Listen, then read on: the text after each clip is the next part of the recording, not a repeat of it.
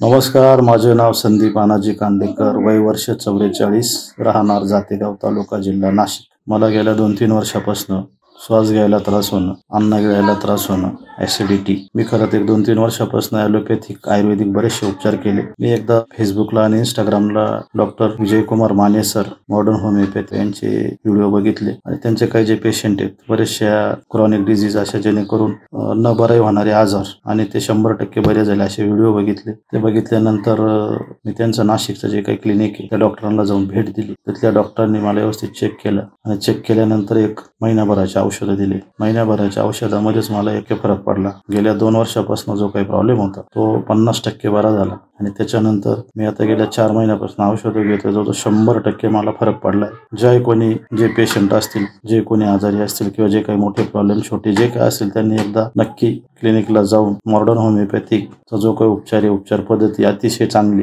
जो काही स्टाफ येतो पण अतिशय चांगला आणि प्रॉपर समजून सांगणार असे सर्व लोक आहेत. उपचार तर 100% मी तर म्हणतो गेल्या 2 वर्षापासून मला जो काही प्रॉब्लेम, मी ॲलोपॅथी आयुर्वेदिक मध्ये जवळजवळ बरेचसे पैसे घातले, कुठलाही काही फरक पडला नाही. पण मॉडर्न होमिओपॅथीच्या औषधांनी मला एका महिन्यात रिझल्ट भेटला आणि माझं तर एकच सांगणं आहे, ज्याला कोणाला छोटे मोठे जे काही प्रॉब्लेम असतील त्यांनी एकदा मॉडर्न होमिओपॅथी या ठिकाणी एकदा भेट देऊन व्यवस्थित चेक करून आणि उपचार चालू करावे.